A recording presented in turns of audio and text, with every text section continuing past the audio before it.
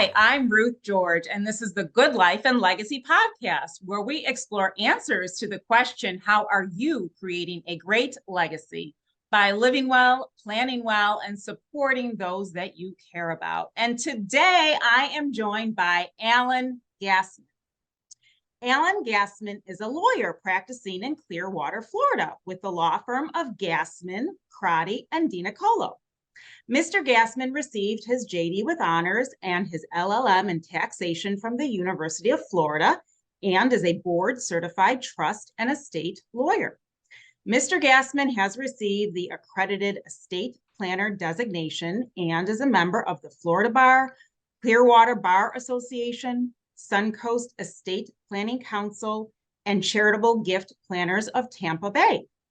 Mr. Gassman has authored and co-authored many books, including Gassman and Markham on Florida and federal asset protection law, The Estate Planner's Guide to Bankruptcy, Florida Law for Tax, Business, and Financial Planning Advisors, 8 Steps to a Proper Florida Trust and Estate Plan, a practical guide to kickback and self-referral laws for Florida physicians, the Florida Power of Attorney and Incapacity Planning Guide, the Florida Advisor's Guide to Counseling Same-Sex Couples, and the Legal Guide to NFA Firearms and Gun Trusts, among others.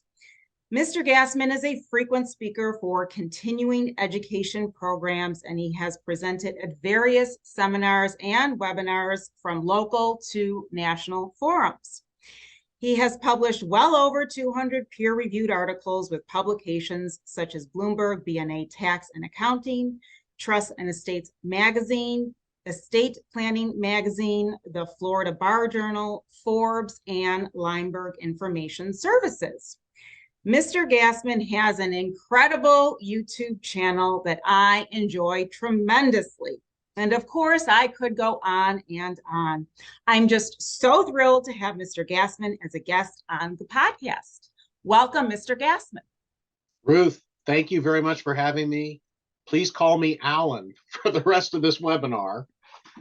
And hats off for what you're doing, because I love your approach. It's a really, really important approach, because so many people, as you know, come to a lawyer and go, well, when I die, do this with my remains and do this with my money, and I have to go on vacation next Tuesday. Can you please get all this done? And there's just not a lot of thought about the person themselves, what's meaningful for them, what's best for their family. And of course, a little tax planning never hurts either. But your holistic approach that I've seen from your titles and the way you look at this are really, really impressive and meaningful, and are going to be very impactful for your clients and people who watch your podcasts. Oh, thank you so much, Alan. I super appreciate that. And, you know, I do look at estate planning in so many different ways. I know personally, I've been affected by some very bad decisions. And I know I see clients who either they have a will or they don't have a will, but it's all those decisions made during life that can really set them up in a good way or not good way. So I really appreciate the holistic view of things. So thank you so very much. I really appreciate that. Sure. And let's dive into our topic of the day. So we're talking about SLATs today. So can you start us off by telling us what is a SLAT? Okay. So SLAT stands for Spousal Limited Access Trust. And I think a better name would be Spousal Benefit Trust. It is, by definition, a trust that one spouse forms and funds for the benefit of the other spouse. And the magic there is that under state law, in all 50 states, one spouse, and I'm going to call it spouse one and spouse two. In the old days, we used to call it a husband and a wife, but we don't do that anymore. So spouse one has $1 million and happens to love spouse two and the children. So spouse one signs a trust agreement. Oftentimes, spouse two is the trustee, And the trust agreement says, I'm establishing this trust for the benefit of spouse 2 and our descendants. And here is a check for $2 million. And spouse 2 is the beneficiary. Spouse 2 can take out whatever spouse 2 needs for, here's the magic words, health, education, maintenance, and support. Spouse 2 can direct how the trusts pass when spouse 2 dies. And this trust is immune from the creditors of spouse 1, because spouse 1 doesn't own it anymore. Immune from the creditors of spouse 2, because spouse 2 didn't fund it and is limited to what spouse 2 can receive, and is never subject to federal estate tax. So as you know, typically investments grow at about 7% a year on average.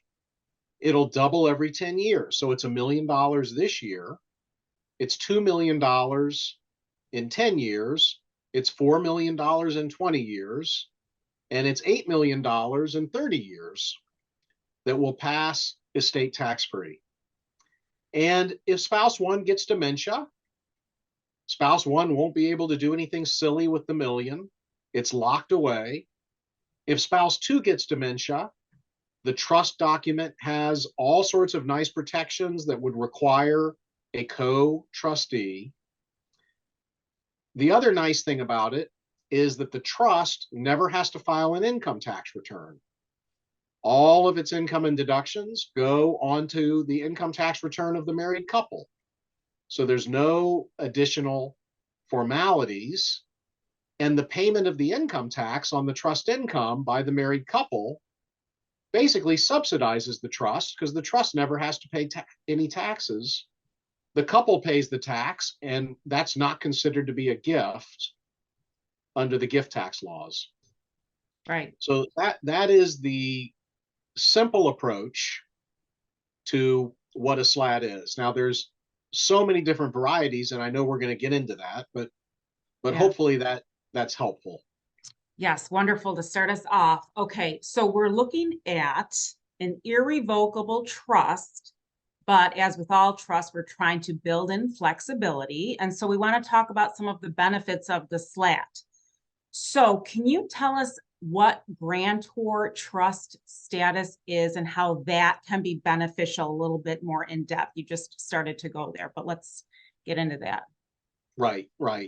So normally an irrevocable trust, that's a trust that the grantor cannot change, will be either disregarded for income tax purposes, and then it's called a grantor trust, or it will be considered a separate taxable entity, usually known as a complex trust. And when I set up a trust for my spouse, if my spouse is the trustee, then under the income tax law, it is automatically a grantor trust. Also, if I set up a trust for my spouse and children, and someone else is the trustee, if I put a provision in the trust that allows me to exchange trust assets for assets of equal value, then the trust will be disregarded for income tax purposes. And there's other clauses we can use as well, but those are the main reasons that I would make the main ways that I would make the trust disregarded. I would say 99% of the SLATs that we do are disregarded because we want the client to pay the income taxes and we don't want the SLAT to have to file an income tax return. When I design the SLAT, I can include language that will allow the grantor to what we call toggle off grantor trust status. So the first 5 or 10 years, it may be a grantor trust. And then after 10 years, the grantor gives up the right to replace trust assets with assets of equal value. And then the trust becomes a separate trust taxed as a complex trust. That was my next question. When would it be beneficial to have a non-grantor trust status? And would you say it has to do with not wanting state income tax, wherever the trustee may be, if that's affecting income tax consequences and that being at least one of the big reasons why you would want taxation through the trust itself as opposed through the grantor? That is a very good point. So many New Yorkers form their SLATs in Nevada as a what they call a NING, a Nevada trust that is taxed as a separate entity so that New York does not tax the trust income. Right. And if it's Delaware, it's a DING, D-I-N-G. Right. All right. So let's get into situs of the trust. So you might want to use Nevada or South Dakota, and that would be helpful as far as a very favorable trust jurisdiction. Can you tell us why you would potentially set up in another jurisdiction as opposed to Nevada or South Dakota? Let's say I had a client come to me and say, that's too strange for me. I don't want to do that. What would you say to them?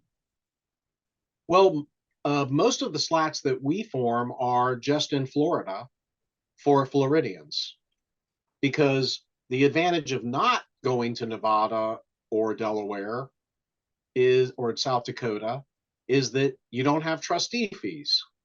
So if it's just me forming the trust for my wife, Marcia, and I fund it and Marcia's the trustee, then that works well. The problem is if it's not in what we call an asset protection jurisdiction, then it's difficult or impossible for me to ever become a beneficiary of that trust. Right. So let's get into that discussion. The client comes in and says, this is great. I have a $20 million net worth. I would love to put $5 million in a SLAT, creditor proof it, estate tax proof it. But what if I lose the other 15? Can I get back into the SLAT? And the answer for Florida and New York is pretty much no.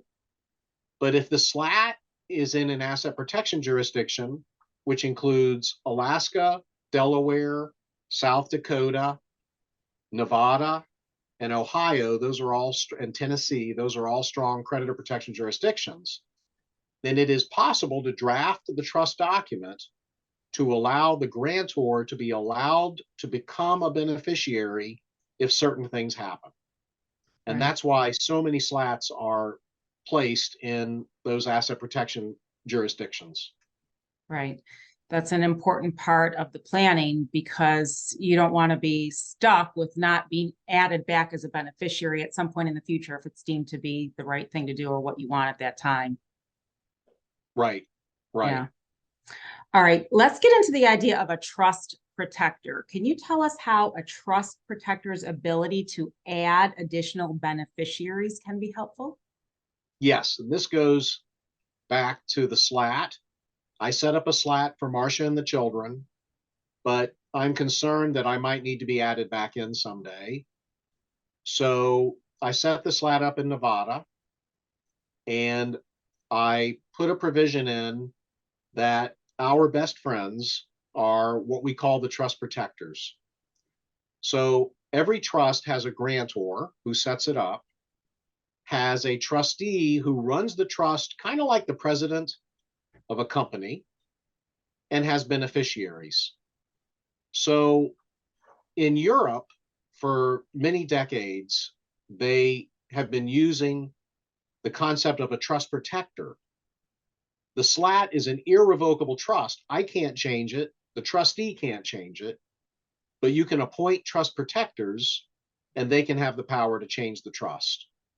So quite often, the trust says the beneficiaries are Marcia and Alan and Marcia's descendants, but the trust protectors could add any descendant of Alan's parents as a beneficiary if that descendant has a net worth of less than $3 million. So I'm not a beneficiary of the trust, but if my net worth comes down below $3 million and I can convince the trust protectors to add me, then I can become a beneficiary. So that's how trust protectors work with SLATs. Now, every irrevocable trust that our law firm drafts has a trust protector provision and a scrivener protector provision.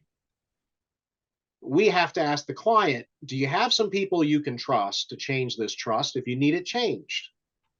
And 60% of the time, clients say, absolutely. My cousin Maury and my best friend from undergraduate school, Jane, I trust them completely. Other clients say, I don't know anybody and I don't trust anybody. But most of our clients end up with a trust protector provision, whether it's a SLAT or not, whether the grantor may want to be added back in or not. Yeah. The reason that every trust should also have a scrivener protector provision is so that the law firm that drafted the trust can fix clerical and other clear errors. Right.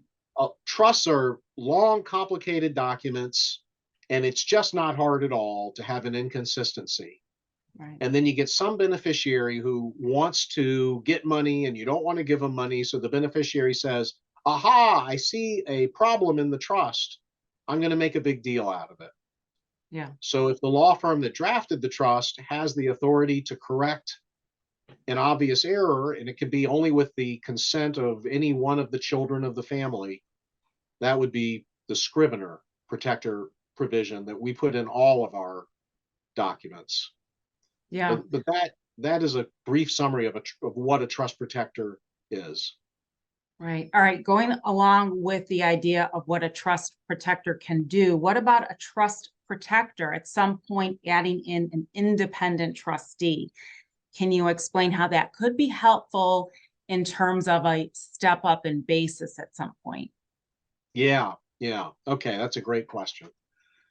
I think the first point to make is whenever you have an irrevocable trust, whether it's already formed or you're forming it, if you would like for the assets in that trust to get a new fair market value income tax basis because they've gone up in value, then if you give a person who is living the power to direct assets to creditors of the estate of that person, then when the person dies, the assets will take a new fair market value basis.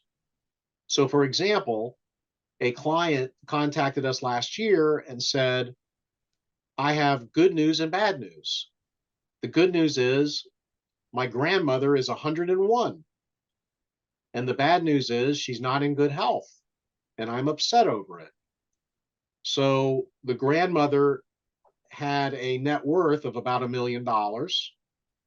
So he was forming a trust with $10 million of assets that had gone way up in value.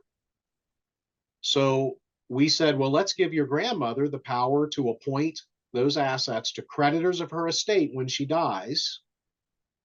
And then when she dies, because she has that power, you'll be able to sell all those assets for the $10 million that they're worth on her death without any capital gains tax.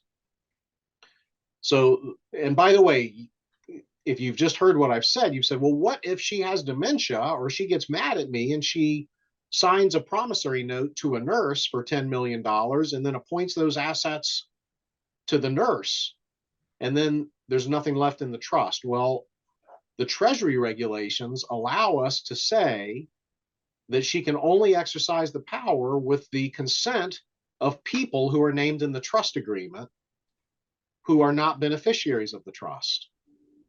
So I can say my father-in-law has the power to direct assets of the trust to creditors of his estate of this SLAT that I formed for Marcia and the children, but only with the consent of our next door neighbors who are not going to give him that consent. So then he dies, and now the assets in the trust get that income tax basis, not what they cost, but what they're worth at the time that he dies. So how do you make that happen in the future? The way you make that happen in the future, one way to make it happen is you say that the trust protectors have the power to bestow that power of appointment on anyone who's a beneficiary of the trust, and then you can make a lot of different people beneficiaries of the trust and allow the trust protectors to add older people in the family to become beneficiaries of the trust. So I got a little bit away from your question though. Well, Your question is there's so many different ways to start talking about things. Yeah. So your question is the ability to appoint an independent trustee. The trust protectors could appoint a trustee who is independent, which means the trustee has no financial relationship with the trust or the family, but it could be your best friend from college. That trustee can have the power to bestow the powers of appointment I just discussed, and can also have the power to transfer all of the assets back out of the trust. So, for example, I gave you my story. I set up a trust. Marcia can get out what she needs for health, education, and maintenance. And let's say that next year we decide we just don't want this trust at all. So Marcia can be given the power to appoint an independent trustee of her choice, and that independent trustee can have the power to give Marcia all the assets in the trust, whether she needs them or not. So that is where we'll commonly use an independent trustee. Because, as you know, Ruth, clients come in and you go, I have great reasons for you not to inherit. When your parents die, I don't want you to inherit these assets. They're going to be subject to creditor claims, divorce claims, and estate tax when you die. Let's have your parents leave it in a trust where you can be the trustee and you can get whatever you need for health, education, maintenance, and support. And the client goes, okay, but how do I get it out if I want it out? And your answer is, I'm going to put a paragraph in the trust that's going to say, my daughter can appoint any person who is independent from the trust to be a special trustee, and the special trustee she appoints can give her any of the assets in the trust if the special trustee deems that to be appropriate in the discretion of the special trustee. So it's an escape hatch. I don't like to use the escape hatch. My fear would be that I could die, Marcia could get minor dementia, and a nurse in a nursing home could convince Marcia to appoint that nurse to be the special trustee, and then the nurse may just keep a lot of that money. But these are, examples of trust design concepts that clients, may want to know about. Right. What about the idea then of any kind of distribution having another party, an independent party, to agree to any distributions, so there wouldn't be that evil caretaker taking advantage of your wife or spouse? Right. What our trust documents normally say is that the trust protector cannot act without consent of my spouse or one of my adult children. Right. So they have, less likelihood of abuse. I just reviewed a trust that's probably worth $600 to $700 million, and the trust protector is the best friend and business partner of the grantor. Well, what if they have a falling out? Yeah. And the trust protector says, forget it. All the assets are going to this charity over here on the left. So people need to be careful when you draft these and design these things. Yeah, you have to be careful. You think you can trust this person so much, but you just never know. And you got to always have that in the back of your mind. Yeah, that's too close for comfort, I think. Yeah. All right, let's get into the idea of a floating spouse provision. Can you tell us what that is and how that can be beneficial? Yes, this can be very beneficial or very unbeneficial. So another trust I reviewed last week, which is a pretty large trust written by a really good law firm, says my spouse can get what my spouse needs for health, education, and maintenance. My spouse can direct where the trust assets go when my spouse dies. And then later on, it says if my spouse dies and I remarry, then my next spouse will step into the shoes of my spouse. And that is a floating spouse provision. When the client comes to me and they're in a second, third, or fourth marriage, and they have assets from before the marriage, and they're going to put those assets in the SLAT, we always say, well, if you divorce, we assume you want your next spouse to be the beneficiary so you can indirectly benefit. And that is the floating spouse. But Ruth, you know, when you and I represent the married couple, and you say to the spouse, if I went to Marcia, if I called Marcia right now and said, hey, Marcia, you know that SLAT that we prepared that you're holding the 5 million? Do you realize that if I divorce you and you remarry, my new spouse is going to be the beneficiary of that trust? Marcia would not be very happy with that news. Yeah. So Doesn't we have sound good. right. But you know what? Some spouses have said, well, you know, you deserve to have your next spouse be a beneficiary of this trust because Okay. maybe your next spouse is going to take care of you. Right. And if it's a Florida or New York trust, you can't get assets back out unless through the new spouse. So, Yeah. but that is the floating spouse. Yeah, that indirect access. Well, what would be the opposite of that then, as opposed to not having a floating spouse saying, if we get a divorce, then this will happen? Right. Our standard SLAT says it always starts off with the words, in the highly unlikely event of a divorce. You always have to use those words first. The trust divides into two trusts. Half of the assets go to a continuing SLAT for the beneficiary spouse, and the grantor spouse has no authority over it. It's just gone, bye-bye. Half of the SLAT becomes a trust for the descendants only.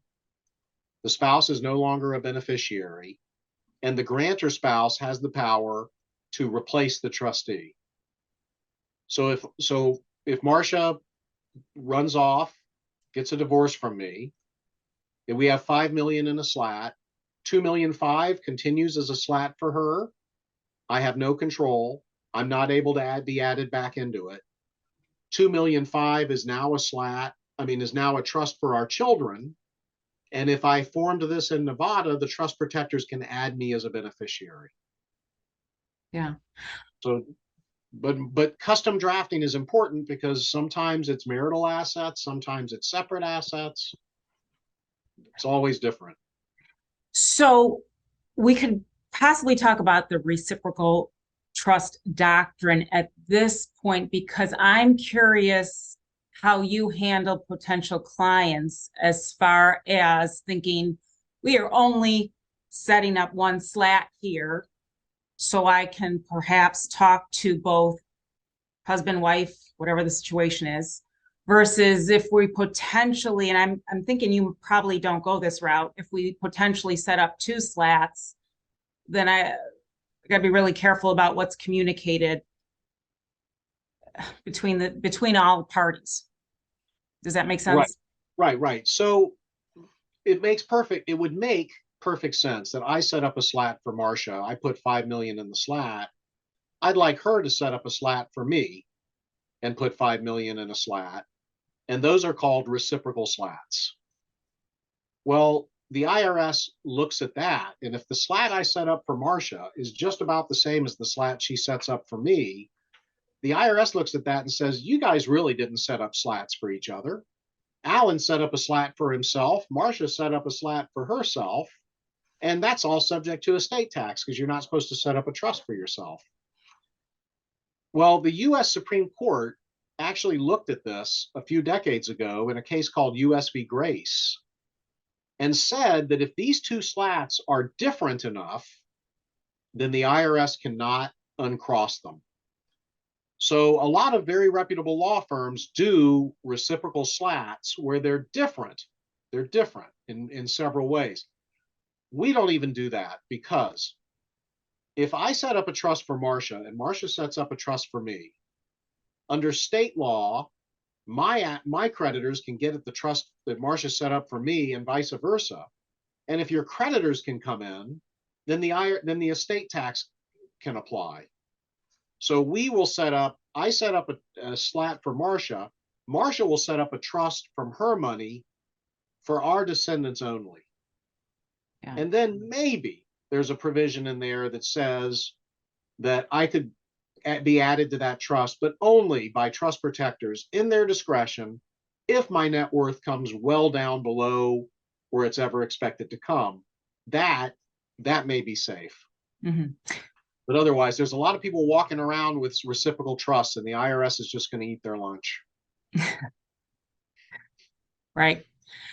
So then when you're talking to spouses, then you feel comfortable talking to spouses. In other words, it's not this idea that we are setting up two SLATs and I've got to be concerned about the kind of ultra plan that we have here and that coming to be a problem eventually. You feel comfortable talking to both spouses because you know it's just one SLAT situation. And the communications, yeah, because you don't want to be ever shown as having this devious plan if you were to do the two SLATs. So then, yeah, I was thinking that's just a great way to go. You know that for the most part, you're doing one SLAT and bring in spouses. Let's talk. What happens upon divorce? And what do you think of this? And what do you think of that? Because that's really important.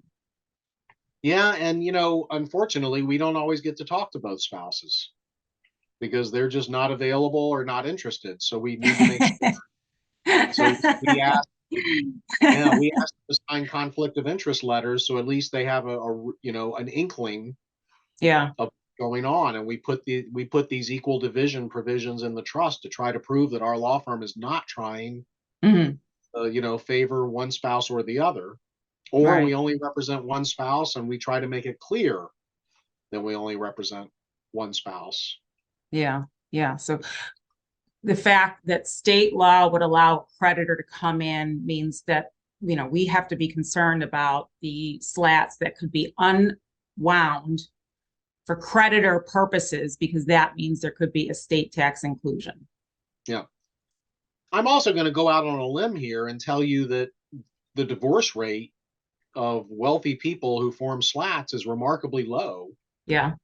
Because, people who have accumulated a lot of wealth in a long time marriage and are willing to put it into a trust for their spouse and descendants usually are not getting divorced.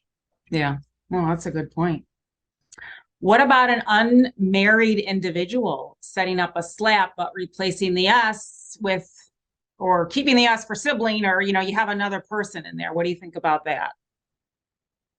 One of my favorite clients in 1987 had me prepare a floating spouse SLAT before he was married and before he had even met a wife. He said, I said, well, you can do this trust for your future descendants and your future spouse. And he said, great, because I'm going to have a spouse, I'm going to have descendants. And it's remarkable because now it's 2022 and this trust fits the family like a glove, based on that. So it's fine to have a trust for descendants only. It's fine to have a trust for, a potential future spouse, whatever the client would want to do. But also, yeah, you do have to think further. And, things like COVID-19 remind you that your family could be wiped out. And then do you want to benefit charity or cousins or aunts and uncles? And putting those types of provisions into trusts is important. Just like, as you know, a lot of clients say, well, I just want my Uncle Joe to be the trustee. The alternate trustee can be Sam. And then they don't think beyond that. Well, what happens after those two guys die? Right. You want to think ahead. Talk to us about a limited power of appointment. What does this do? How can this be beneficial as far as a SLAT? So, as I said, Marcia will be the trustee of my SLAT. She'll have the power to get what she needs for health, education, maintenance, and support.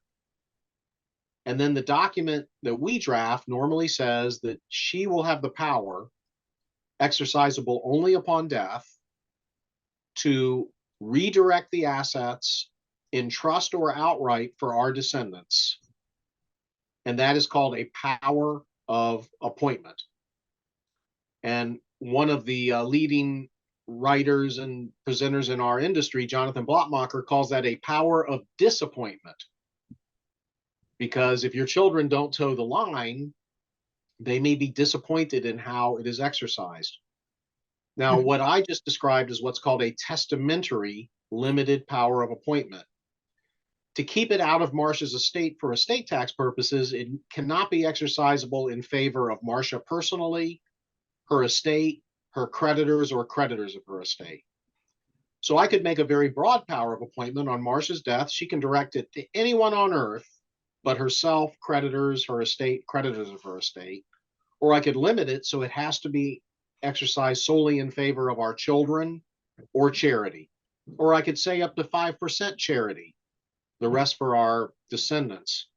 So, a lot of trusts don't have powers of appointment, which is frustrating because the clients would have wanted one, but it just wasn't put in.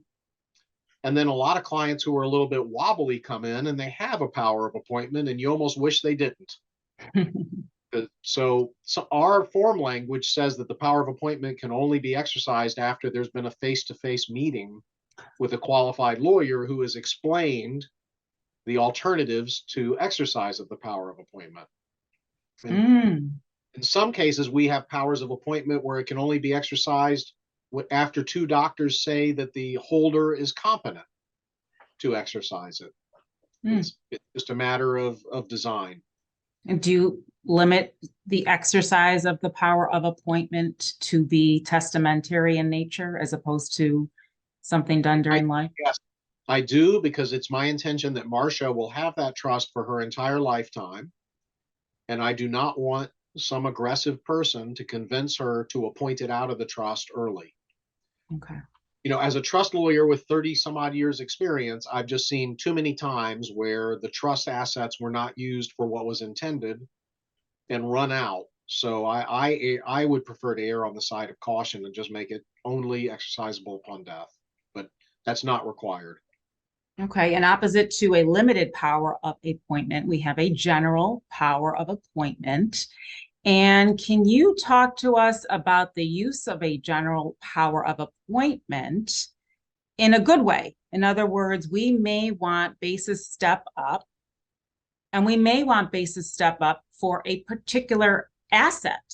And maybe we could create the appropriate provision that would allow that kind of carving out within the general power of appointment for specific assets. Can you talk about that? Yeah. And as we said before, for an example, the trust protectors can give somebody with a short life expectancy a power to appoint the trust assets to creditors of that person's estate. Right. And that's fine. But for technical reasons, I would not give, for example, Marcia a general power of appointment, because then when she dies, it'll be included in her estate for estate tax purposes, which may trigger federal estate tax. So you always want to give the power of appointment carefully. Right. And what the normal provision says, or the provision that we use, says that the power of appointment will not exceed the person's estate tax exemption, so that they don't get subject to estate tax because of it, and that it will be over the most appreciated assets in the trust. So if you have 30 million in assets of the trust and the person's estate tax exemption is only 10 million, then the power of appointment would only be over the most appreciated 10 million of assets to give you the best step up possible. Something you could do, though, is if you had 30 million worth of assets, you could put the 30 million worth of assets, let's say 25 million of the 30 million in assets are appreciated. Put the 25 million worth of assets into an LLC owned by the trust and have the LLC owe the trust 10 million. Now the net worth is low, and then give the power of appointment over the LLC, and that may get you a step up for all the assets. Just a little trick of the trade. Yeah. So do you want to go into the idea of locking in discounts and doing that whole situation with the LLC and valuing interests and giving away certain percentage to the LLC and non-voting, and you keeping the 1% voting and all that good stuff? You want to go through a example of that? Sure. So let me just think of the numbers. I put $15 million worth of stocks and bonds into a limited liability company. And on day one, I own 100% of that limited liability company. It's my $15 million worth of stocks and bonds. And when I form the limited liability company, it allows me to own 1% as the voting member and 99% as the non-voting member. So the voting member gets to make the decisions. I'm like the president and the board of directors of the company. And the non-voting member gets an equal proportion of distributions. So then I go to a valuation expert and I say, what is the 99% non-voting member interest in this LLC worth? Because I want to sell it or give it to somebody. And I don't think that they're going to pay me 99% of 15 million. So the valuation expert says, well, based upon research done on what they call closed-end funds and public partnerships where people buy in, but they have no control, I think there's a, for example, 33% discount. Okay, so in other words, this 99% member interest in this $15 million LLC is worth about 10 million. And the valuation expert says that's absolutely right. So I could just transfer the 99% non-voting member interest to the SLAT and report that on a gift tax return as a $10 million gift. Now, I may be inviting the IRS to audit me because they're not crazy about discounts. And they may call me and try to reduce the discount. And I may not be crazy about putting all 15 million into the SLAT and not being able to get anything back. So the common alternative is that I make a $1 million contribution to the SLAT of cash or stock or bonds. The SLAT now has a $1 million positive net worth. And the SLAT buys the 99% non-voting member interest in the LLC in exchange for a $10 million promissory note. So on day one, I own $16 million worth of assets.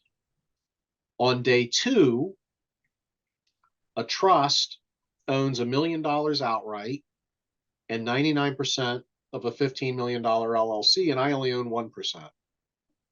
So I've reduced my net worth by $6 million, but I've only used $1 million of my $12 million estate tax exemption. The promissory note can bear interest at what we call the applicable federal rate, which was very low for a lot of years. It's now at 4.5%. So in essence, the trust owns 99% of $15 million worth of assets, which will hopefully grow at about 7% a year, and only owes me 10 million, paying me interest at 4.5% a year. So the delta, the difference between 15 million growing at 7% and 10 million at 4.5% is a lot. And that's called the installment sale to the grantor trust. We also call it the installment sale to the defective grantor trust. Because after 10 years, I will have received 4.5 million in payments. So I'll have 4.5 million, but the 15 million, if it's grown to 30 million minus 4.5 million, it's got about 22 million in it after 10 years. So now it has 22 million. It repays me my 10 million, and the trust has 12 million or $13 million in assets. And I've only used $1 million of my estate tax exemption. And I know that's hard to follow, especially without, PowerPoints. But I've only had to file a gift tax return showing $1 million gift, which is attractive to a lot of clients because they'd rather not let the IRS know about their family sales. But the results can be really, really strong. The other thing going for you is that the income on the $15 million portfolio is taxable to the client because everything's disregarded for income tax purposes. So I get $5 million out of my estate immediately. I'm giving the trust the difference between a 7% rate of return on 15 million and only paying me 450,000 a year in interest. And the differential in the growth of value over 30 years, that can be just a tremendous difference. So that is what many of our clients do with their SLATs. Now, in a later year, they could forgive the promissory note and use that estate tax exemption in a separate gift tax return that, again, would not disclose the sale. If you do disclose the sale in a gift tax return, then the IRS only has 3 years to challenge the sale because of the gift tax return limitations, statutes of limitations. You ask great questions. And then if the discounts were ever challenged, I know you use a certain provision as far as what shows on the assignment so that you're saying, you know, as opposed to a percentage up to such an amount. If you want to just talk about that for a minute. Yeah, thank you. So what I could put in my document is in the old days, we would say, I hereby transfer a 99% member interest to the LLC. Now the document says, I hereby transfer $10 million worth of LLC interests to the trust.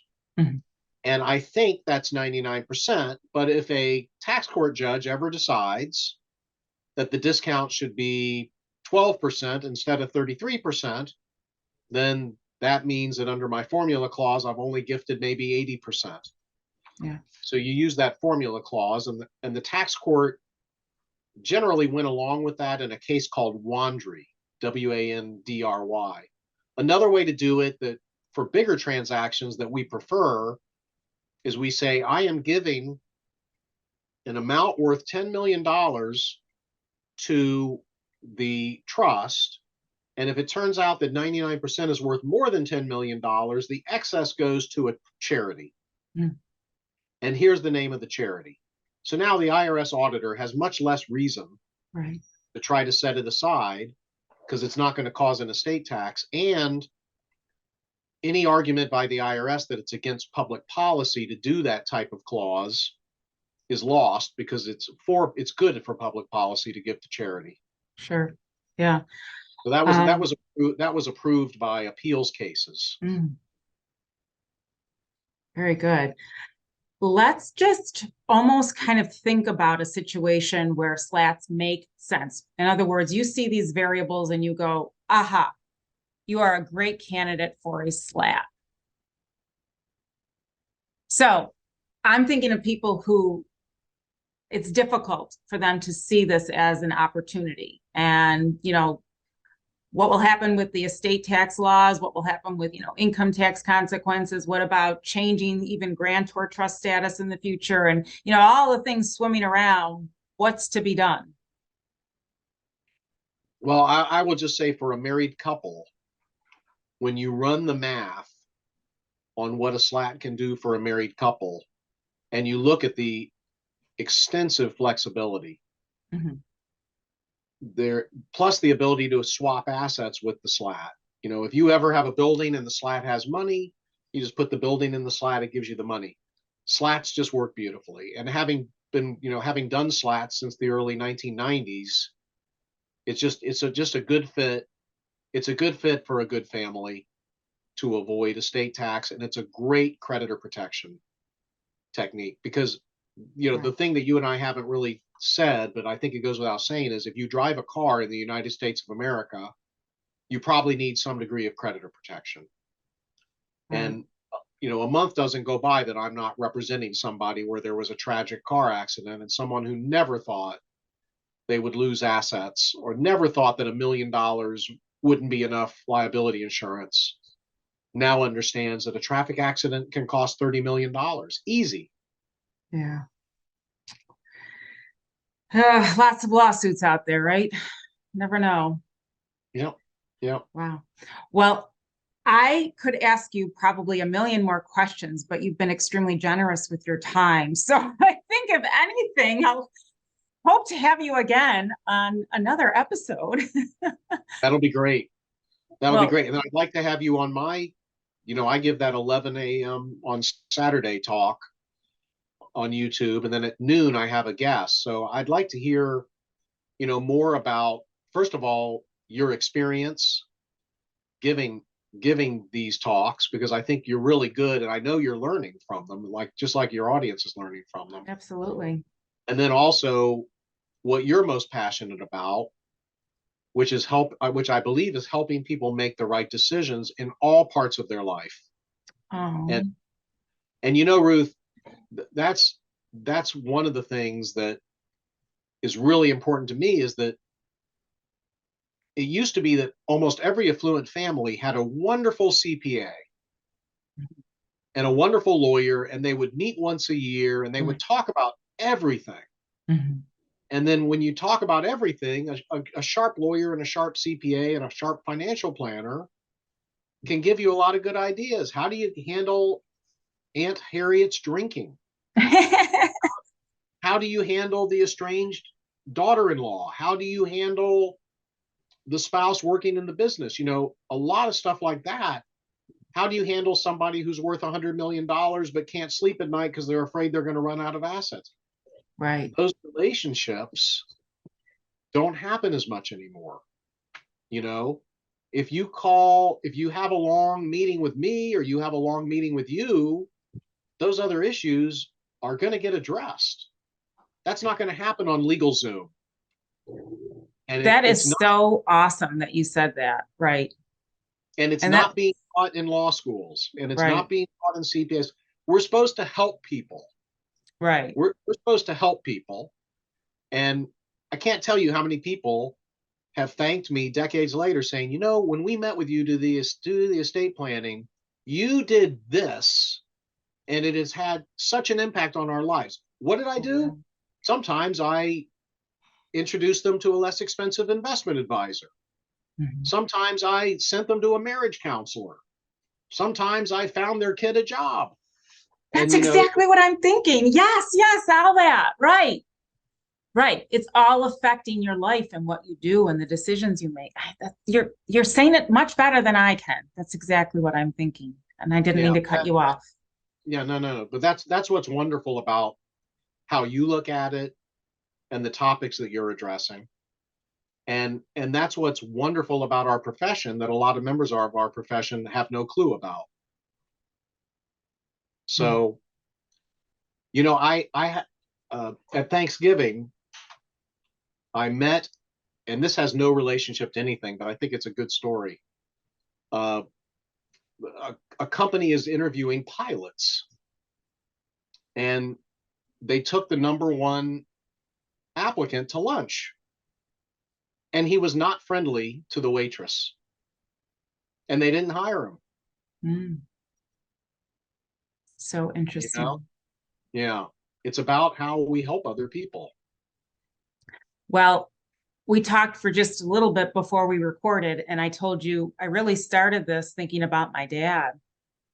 And my dad was an English professor, and he just was into stories and helping his students understand the power of stories and characters and people, and didn't care about money, didn't care about, any of all this stuff, so it brings me back to this idea of, helping people, and you have to talk to people and understand their stories. Yeah. Right. Yep. Well, thank you so much. You're just exceptional. Thank you so, so much. You are so extremely funny. I don't laugh out loud. I really don't. Like, I'll think something's funny, but I actually laugh out loud when I listen to your YouTube episodes. It's so good. I love it.